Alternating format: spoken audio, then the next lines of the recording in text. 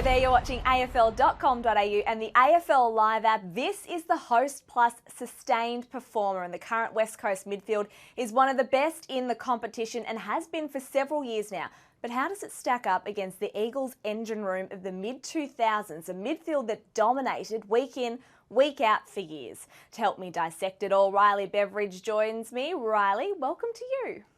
Thank you, Nat. Yeah, two star-studded midfields, two premiership midfields, so can't wait to get into it. All right, well, let's get straight into it. This is what we are comparing. This current crop of Eagles have been at the top of their game for the last 3 years, so we're comparing them to the West Coast midfield of 2004 to 2006. And Riley, when you look at these star-studded lineups, as you say, what are your initial thoughts?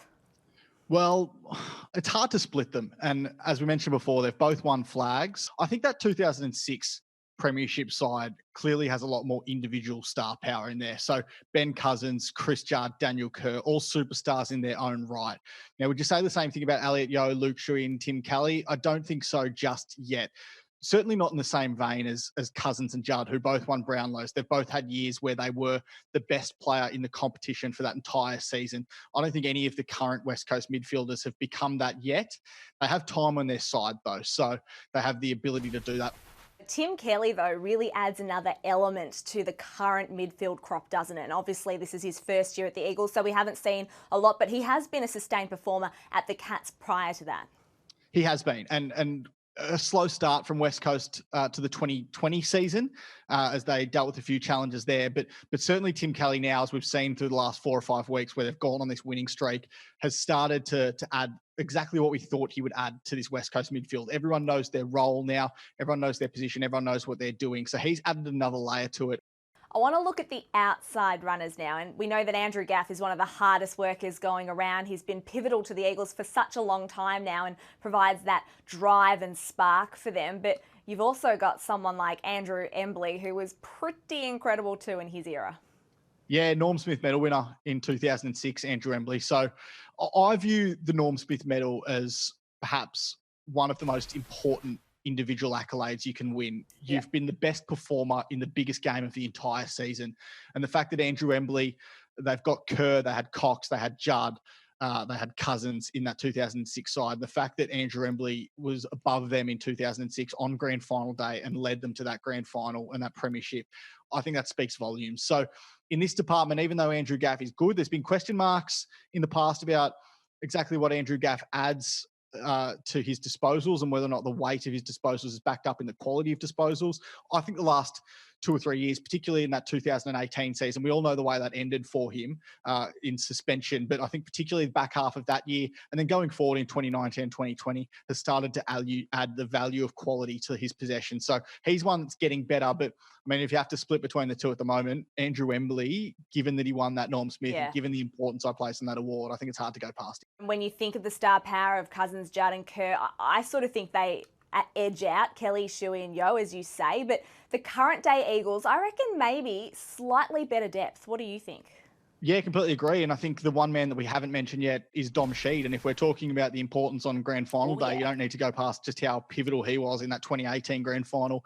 Had a very good game and then capped it with that goal from the boundary in the dying seconds of the match to win the match for West Coast, to win the premiership for West Coast. So look, guys like Chad Fletcher, Michael Braun, they might have added a bit more weight of disposals. They might have won more of the footy themselves than guys like Sheed and Duggan and Redden as well. So I think while they might have won a bit more of the footy, I think the value of the possession is probably greater for guys like Dom Sheed. And I mean, these are the players that make their impact tell. So a team wins a premiership, individuals don't.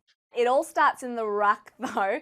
And on the one hand, we have Dean Cox, who really just changed the way the modern ruckman played the game. And then you have Nick Nat, who, I guess if you put it politely, he's just a freak. So I want to show you this graphic now. And Nick Nat, he's ahead in the hit-outs to advantage and the clearances, but Cox has him when it comes to around-the-ground work. If you had to pick one, who are you choosing?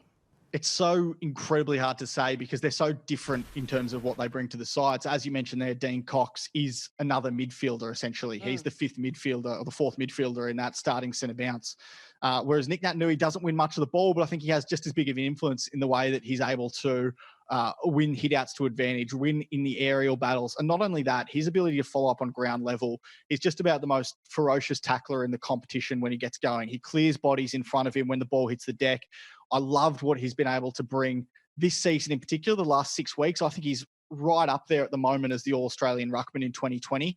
It's a shame that we haven't been able to see the best of Nick Nat for long stretches because he has spent so long on the sidelines, whereas Dean Cox amassed this incredible career over such a long period. So I think Dean Cox at the moment, but ask me again in 3 or 4 years and I might have a completely different answer. Well, certainly for now, Dean Cox is the sustained performer. I want to take you through, I guess, all the accolades, and you mentioned off the top the premierships and the Brownlows and the Norm Smith medals, and this is how it compares 7 All-Australians as well in that Cousins-Judd-Kerr era compared to just 2 nominations in the current era, which is incredible in itself. And of course, we must mention that that doesn't include Jeremy McGovern, but we're just talking about the midfield when it comes to All-Australians. After all of that, the Eagles of the mid-2000s versus the current crop, who has been the sustained performer in your eyes?